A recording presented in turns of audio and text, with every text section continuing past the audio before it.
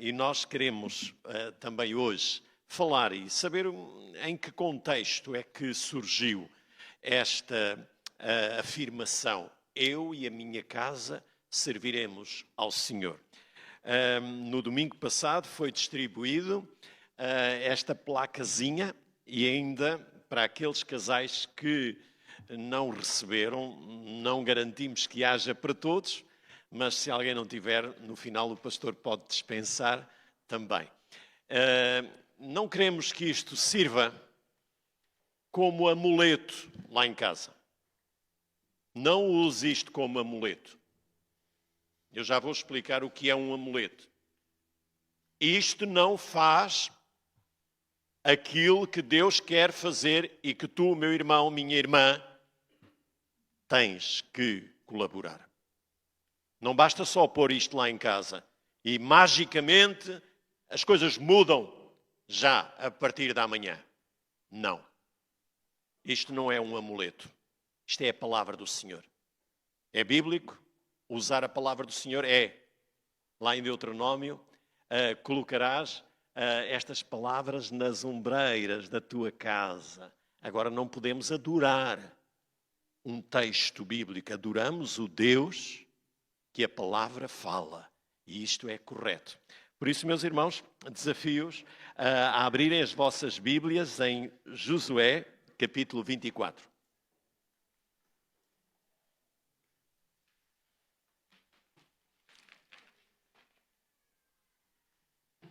Josué, capítulo 24.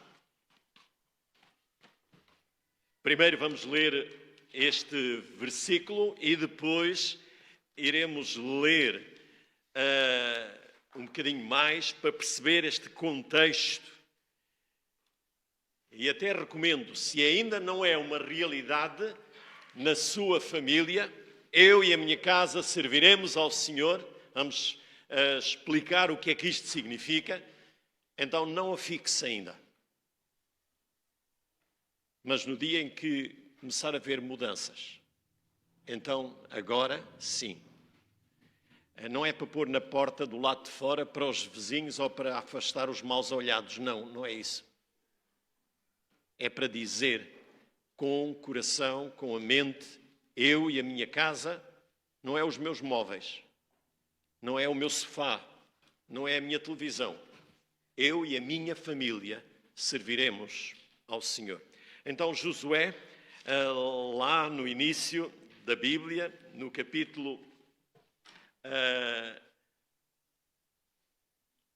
Agora a minha cábula aqui. Capítulo 24, verso 15, diz a palavra, e os irmãos mesmo sentados podem acompanhar. E a palavra do Senhor nos diz em Josué 24, 15: porém, se vos parece mal aos vossos olhos servir ao Senhor, escolhei hoje a quem servais. Se aos deuses a quem serviram os vossos pais, que estavam além do rio, ou aos deuses dos amorreus, em cuja terra habitais. Porém, independentemente da vossa escolha, eu e a minha casa serviremos ao Senhor. Acrescentei estas palavras para salientar que Josué não impunha, não obrigava, não era rígido em termos de forçar o povo, mas deixava o povo com liberdade de escolha. Escolham hoje, agora, não é para amanhã, é hoje, é agora. E meus irmãos, se procurarmos na internet, no Google, e colocares a frase eu e a minha casa serviremos ao Senhor, então vai aparecer tantas placas, arte de parede, placa, azulejos, adesivos, t-shirts, coisas maravilhosas com esta frase. É muito comum hoje pessoas que nem creem em Deus até terem esta frase em casa. Fica bem, é bonito. Mas esta frase não é um amuleto de proteção contra a inveja e o mal olhado. O que é um amuleto? É um objeto que geralmente é usado para proteção, a quem se atribui supersticiosamente virtude ou poder mágico. A Bíblia e a fé cristã condenam o uso de amuletos, considerando-os ato de idolatria. Repito, ato de idolatria. Mas é o Salmo, o Senhor é meu pastor que está lá. Não. É aquele texto, aquele que habita no esconderijo do Altíssimo. Tanto bruxos como espíritas estão a recomendar textos bíblicos. Precisamos de ter cuidado. Tudo nos é lícito, mas nem tudo nos convém. Não me deixarei dominar por coisa alguma. Meus irmãos, eu e a minha casa serviremos ao Senhor é uma afirmação de fé. É uma definição. É uma clarificação. É um compromisso. Um compromisso familiar de servir ao Senhor. E, meus irmãos, a palavra do Senhor nos mostra em que contexto é que surgiu esta afirmação. Uma crise que tu estejas a enfrentar na tua família, um problema, uma tribulação, pode ser uma oportunidade das coisas mudarem para melhor, se Deus for envolvido. A palavra do Senhor nos mostra lá, no Antigo Testamento, que Deus fez uma aliança com o seu povo no Monte de Sinai. E Deus e o povo tinham uma relação nesta aliança, neste compromisso, como um súbito do reino, como um vassalo em relação ao seu sucerrano. Tinha que haver correspondência da parte do servo, do súbito. Tinha que haver da parte do nobre, do rei, a proteção prometida. Mas em caso de desobediência, de rebeldia da parte do povo, havia realmente nesse acordo, nessa aliança, o castigo merecido. Lá em Êxodo 20 a 23, nós temos esta aliança que Deus fez com Israel no Monte de Sinai. Deus explicou o que exigia e o que as pessoas deveriam fazer. Este tipo de aliança era realmente comum àquela que acontecia entre os súbitos do rei. Meus irmãos, no Sinai, Deus é rei do seu povo, é Senhor. E Deus mostrou o que é que esperava do seu povo. O povo, lá no capítulo 24, comprometeu-se a respeitar a aliança. A Êxodo capítulo 24. A geração de Moisés, sabendo de tudo, assumindo um compromisso com Deus, falhou. E realmente vemos logo na atitude lá no Monte Sinai, a seguir, o povo construiu um bezerro de ouro, Êxodo 32, porque estava preocupado. Os outros povos têm deuses e nós, o nosso culto é vazio. Precisamos de ter alguma coisa para adorar. Rebeldia. Deus tinha mostrado, não adorarás outros deuses, não te prostrarás diante deles. Então o povo recusou-se a a obedecer ao Senhor, como resultado, não entrou na terra prometida. Não confiaram que Deus era todo-poderoso e os iria proteger. Não honraram o Senhor na aliança que tinha estabelecido com eles. O resultado desta rebeldia foi a morte desta geração.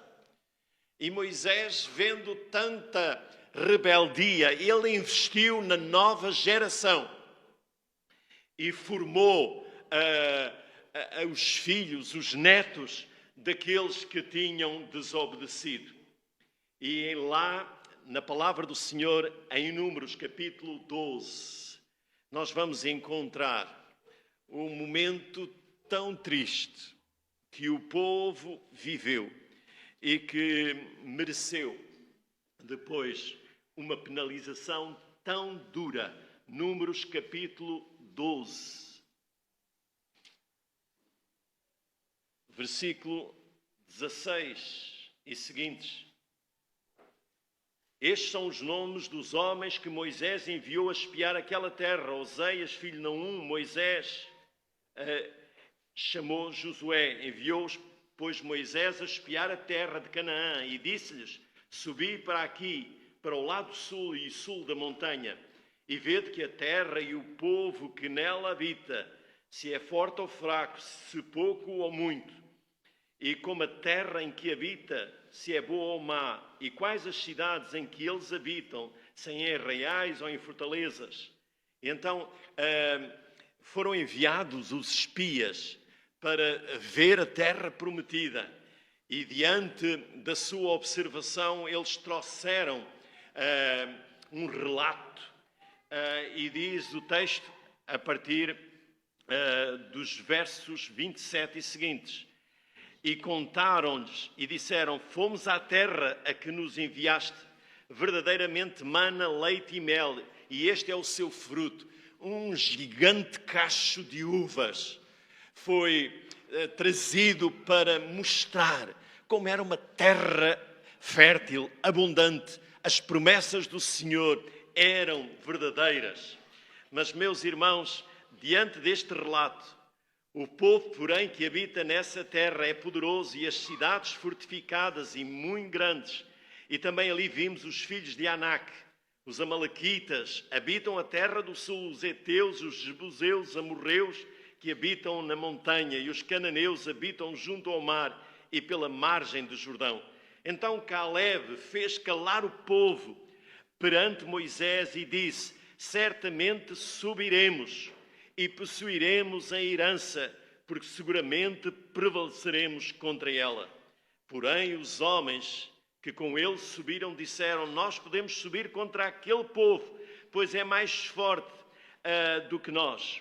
E inflamaram a terra que tinham espiado, dizendo aos filhos de Israel: a terra para a qual passamos a espiá-la é terra que consome os seus moradores, e todo o povo que vimos nela são homens de grande estatura. Também vimos ali gigantes, filhos de Amaleque, descendentes dos gigantes, e eram aos nossos olhos gafanhotos, assim também éramos aos seus olhos. Então ali em Cades de Berneia, diante do relato da vontade de Deus, da liderança, Moisés e os espias, o povo lamentou ter saído do Egito. Agora diziam: teria sido preferível ficarmos lá no Egito, mesmo escravos, vivendo subjugados aos egípcios, do que ter vindo para o deserto. E, meus irmãos, durante 40 anos andaram a vaguear pelo deserto. Surgiu uma nova geração. E essa geração seriam os filhos e os netos daqueles homens que saíram do Egito. E Moisés não desistiu. Com a ajuda daqueles que eram fiéis, formou esta nova geração. E a palavra do Senhor nos diz realmente que as coisas mudaram. Moisés voltou a repetir a aliança que Deus fez. E é no livro de Josué que Moisés que Josué confronta o povo com duas opções. O povo devia servir ao Senhor ou servir aos deuses das nações vizinhas. E, meus irmãos, nós somos confrontados também hoje. Ou nós servimos a Deus, ou servimos aos ídolos, àqueles que não são de maneira alguma todos poderosos. E Josué vai dizer estas palavras. Agora, hoje, escolham a quem devem servir. Se aos deuses, se ao paganismo, se à idolatria, então sigam essa orientação. Se ao Senhor, então têm que deixar a idolatria, o pecado das vossas vidas. E diante disso, temos uma resposta. O povo respondeu de maneira categórica. Josué era exemplo e referência com a sua família. E nós precisamos de homens e mulheres que se levantem e que digam: eu e a minha casa serviremos ao Senhor. Mas isto implica realmente compromisso, vivência constante. E diz então o texto que já fizemos a leitura inicial: porém, se vos parece mal aos vossos olhos servir ao Senhor, escolhei hoje a quem sirvais, se aos deuses a quem serviram os vossos pais que estavam além do rio, ou aos deuses dos amorreus em cuja terra habitais. Porém, eu e a minha casa serviremos ao Senhor. A resposta do povo vem no versículo 16. Então respondeu o povo e disse: nunca nos aconteça que deixemos ao Senhor para servirmos a outros deuses, porque o Senhor é o nosso Deus. Ele é quem nos fez subir, a nós e aos nossos pais, da terra do Egito, da casa de servidão, e de quem tem feito grandes sinais aos nossos olhos e nos guardou por todo o caminho que andamos, entre todos os povos por meio de que passamos. Meus irmãos, valeu a pena o investimento no ensino que Moisés fez à nova geração. E não podemos desanimar, muitas vezes, por pessoas que conhecem o Senhor há tantos anos, andaram na igreja, receberam tanto ensino e que hoje vivem uma vida sem compromisso com o Senhor. Como diz a Bíblia, se a luz que há em ti são trevas, que grandes serão as trevas. Se tu és fraco na fé, se tu não oras, se tu não lês a palavra, tu vais esperar que os teus filhos e os teus netos sejam homens e mulheres de oração? Não te iludas. O primeiro exemplo que eles veem é na tua casa, é na tua vida. Se os nossos pais falharem como falharam os pais daquela geração, vamos deixar o Senhor? Jamais, jamais. Por isso, meus irmãos, vamos investir, vamos ministrar a palavra com alegria. Hoje estivemos a dar uma formação para usar no culto com crianças, para usar no lar de idosos, para usar nos aniversários, histórias bíblicas, não outras histórias, mas as histórias que são eternas, que transformam vidas. E, meus irmãos, o ensino da palavra é fundamental. A Bíblia diz que uma casa dividida entre si não sobrevive. Não podeis servir a dois senhores, a Deus e ao Deus das riquezas. Eu tenho muitos compromissos, eu tenho que criar uma estabilidade financeira, material para a minha família, pastor. Eu não tenho tempo para ir à igreja, não tenho tempo para orar, não tenho tempo para ler a Bíblia. Meus irmãos, não podeis servir a dois senhores, porque vais amar um e odiar o outro. Tens que fazer uma escolha. O que é isso? Eu e a minha casa serviremos ao Senhor. é servir da forma como Deus quer. E não como tu podes, as tuas sobras, aquilo que não te faz falta. Eu e a minha casa serviremos ao Senhor. É um compromisso. Senhor, estou aqui para cuidar dos pequeninos, para cuidar dos adolescentes, para cuidar dos jovens, dos adultos, dos idosos, Senhor. Nós somos a tua família. Nós precisamos, Senhor, de nos ajudarmos, de cuidarmos uns dos outros. Mas não descanse pensando que a igreja faz isso por si. Ai, que bom ter uma igreja com uma boa escola dominical, com áreas de serviço que pensam em programas, atividades. Isso é bom, mas não chega. Não chega.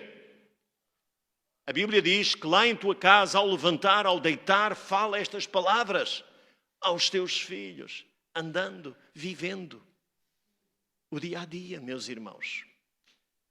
Vamos assumir o nosso compromisso. Eu e a minha casa serviremos ao Senhor com dedicação, com empenho.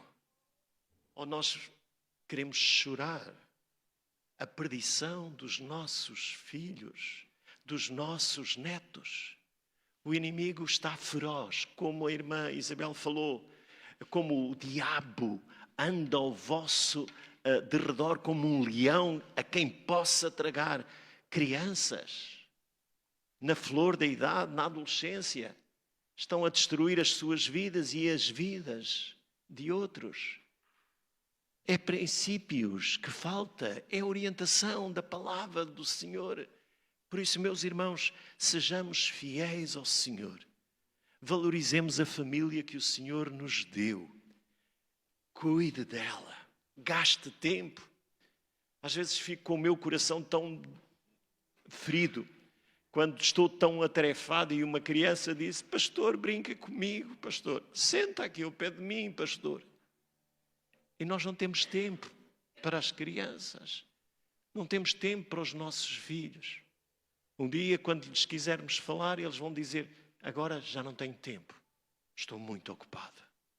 Por isso, meus irmãos, como a palavra do Senhor nos diz, ora pelos teus filhos. Faz como Jó. Jó tinha um altar em sua casa e ele orava pelos seus filhos continuamente.